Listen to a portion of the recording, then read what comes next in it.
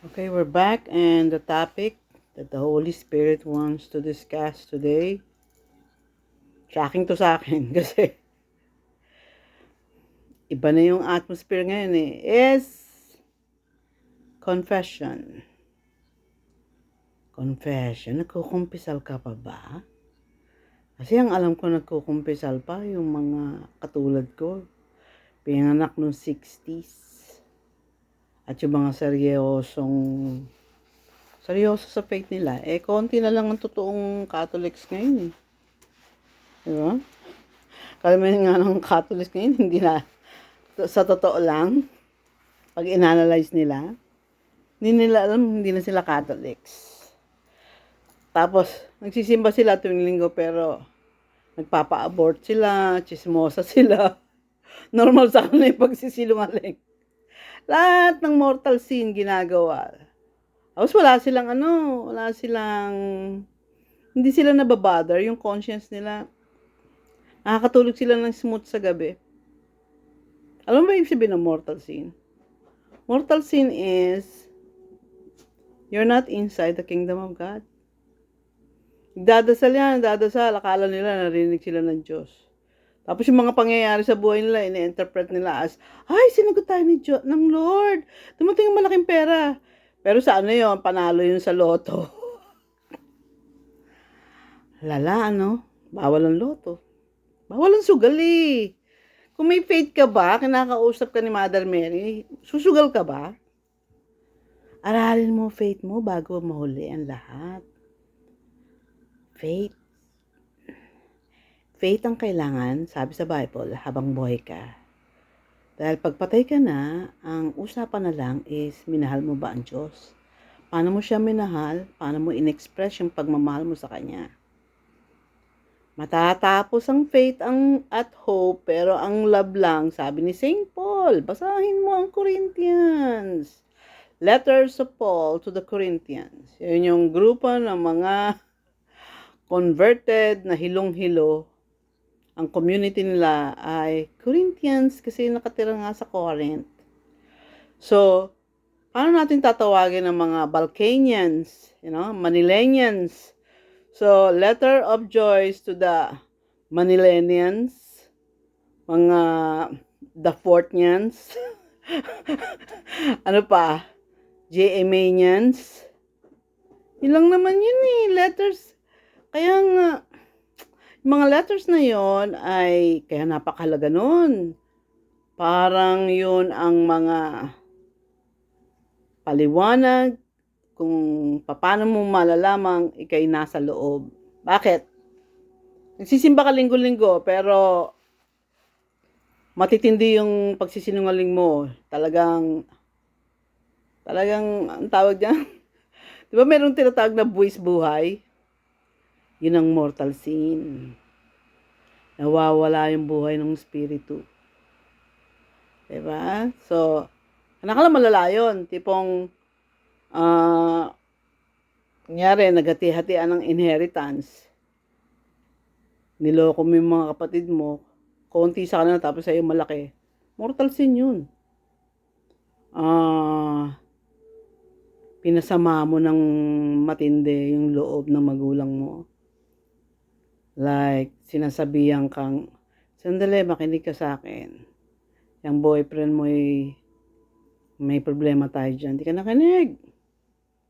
Pwede naman pakinggan mo yung nanay mo, pwede ka nakinig. Sugot bataan. Diba? Tanang agad kayo. Or, diba, papakita mo na lang, eto anak mo, eto apo mo, Alam mo, shoot ka na nun. Pag natsugi ka, anytime, hindi ka nag kasi kahit mag-confess ka, kung hindi, alam mo yun, malalim ang pagsisisi mo, doon ka pa rin sa broiler babaksak. Isusugba ka pa rin ni Satanas. Take note, si Satanas, ang daming pwesto, ha? Ang parusa niya, dahil gusto niyang maging Diyos, ay 3 din. Nasa impyerno siya. Nandun siya sa second heaven. Kaya nga dapat malaman mo, ang third heaven ay kung nasaan si God the Father at ang resurrected Christ. Si Holy Spirit nandito sa baba, kasama natin.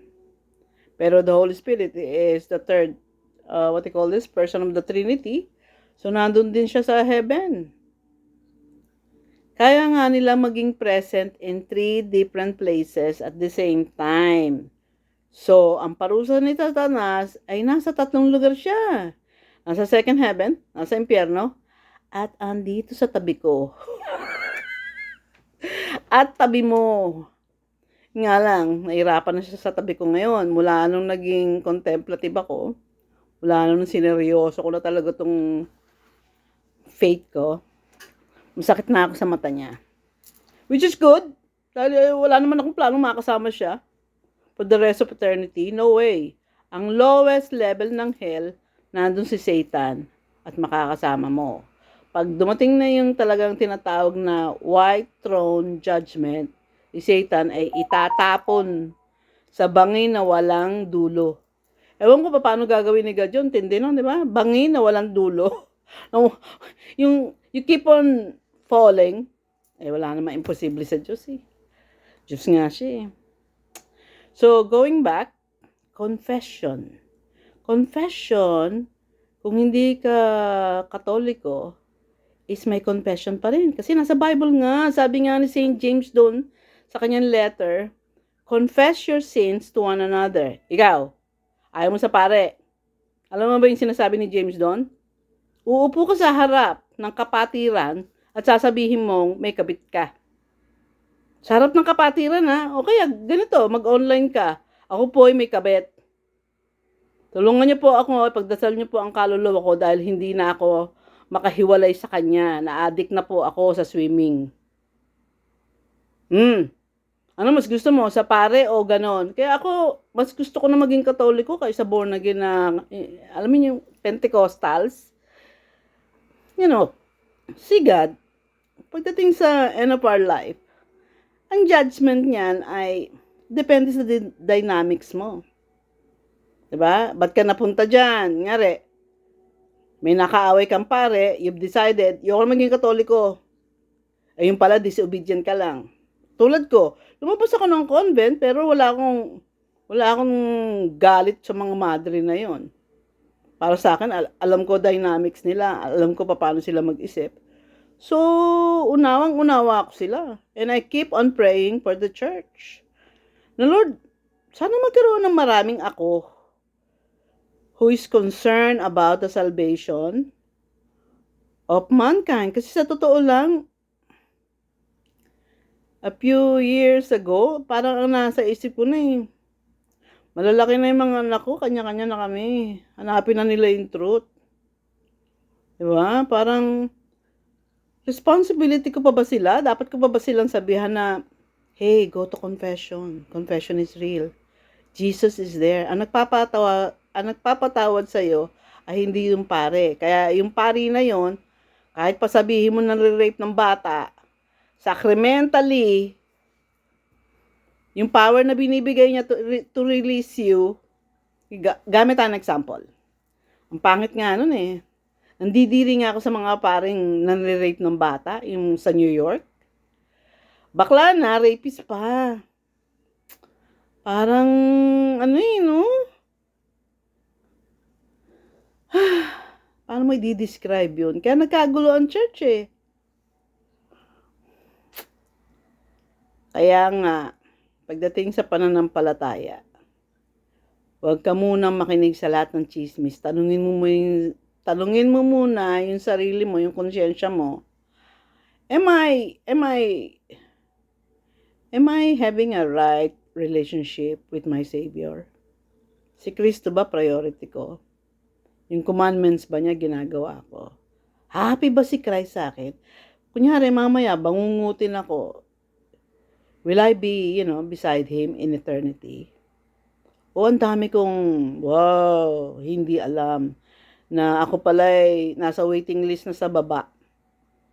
Sismosa ka? That is big. Ano yon? Pumapatay ka ng reputasyon ng tao. Yung sabihin mo na lang, alam mo yan, ang ganda-ganda niyan, pero ang tindi ng putok niyan. Diba? Sa'yo nakakatawa lang yun, may putok lang siya. Pero sinira mo na yung reputasyon. Eh di lalo na kung sinabi mong, bastard yan, layang ama. Or walang ina yan. So ano na yan, may sumpa na yan. Kasi broken family sila eh. Chismis yun. Bad yun. Pero na lang, kaya mo ba yun? Alam mo, hinukay ko dynamics niya, kakaawa. Pagdasal natin. Ano detalye? Hindi ko na sasabihin sa'yo yung detalye. Ang sasabihin ko lang sa'yo is, kailangan niya prayers natin. Ganun ka ba? Ang tag dyan? Chismis repellent. Hindi na-impress sa chismosa. Eh, sa eskwelahan na lang, sa faculty, anong usapan? Una muna, sweldo. Sino ang sip-sip sa principal? Mga ganyan. Alam mo si ano? Tumira na naman ng kanyang kagandahan. Kaya tignan mo, promoted. Sama ng loob mo doon, so sinisira mo reputasyon. Aralin nyo.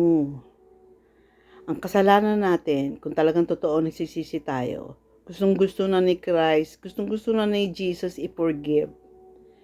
Alam mo yun? Hindi siya natutong, pagka ikaw, karga mo yung, kunyari, wala kang Holy Spirit, so lahat ng gawin mo mali eh. Ibig sabihin, lahat ng gawin mo offensive kay God. Gising ka ng umaga, galit ka kagad. Galit ka sa asawa mo, galit ka sa buhay mo, galit ka sa anak mo, galit ka sa sitwasyon mo, galit ka. Pero ang totoo nun, galit ka sa Diyos. Na parang, bakit lahat sila okay ang buhay? Bakit hindi ko maging buhay ang buhay ni Bea Alonso na mayroong farm, na mayroong, house everywhere. Mayroon pang house sa sa Spain. Diba? Sa Spain ba yun? O sa... Kasi gusto ko rin magkaroon ng bahay dun sa Portugal noon. That was 3 years ago. Gusto ko tumira ng Portugal. Gusto ko doon mag-retire. Kasi nga ang mura. Pero na, I've changed my mind. Gusto ko na sa Vancouver. Kasi kung nasa Portugal ako, yung medical, Canadian ako, magkakaproblema ako. Samantalang dito, at peace ako. Atakihin ako, whatever sickness. Wala lang, daling ka lang sa ospital, libre. Diba? Lahat hanggang funeral, pinaayos ko na. 65 years old ako today. Hindi ko nga maintindihan kay Holy Spirit ko ano ang plano niya, bakit kinakailangan on my birthday, ang i-discuss ko ay repentance. At ang repentance ay naayos. Ang repentance is taos-pusong nagsisisi. Ang taos-pusong nagsisisi, lumalayo sa tukso. So kung talagang ayoko na makapagchismisan, magbabasa na ako sa library at hindi ko nakakausapin yung mga chismosa. Mabigat yun. So sa faculty, medyo iwas pusoy ka na. Tipong, dito ang mga chas. Punta kunyari ako sa library, kunyari nagre-research ako. So pag sinabi nilang, may update kami sa'yo, sandali nagmamadali ako. Yun na nga yung mga linya ko sa trabaho eh. Pagka alam ko magchichismisan, sorry, I'm into something. I'm busy. Kasi sigad na meron na akong holy fear of God. So start ka doon. Tanungin mo sarili mo, meron ka bang holy fear of God na pag namatay ka mamaya, kung kunin ka mamaya, sure ka na ang punta mo ay sa taas. Okay, that's it folks. Because it's my birthday. Celebrate naman ako, di ba? Bye!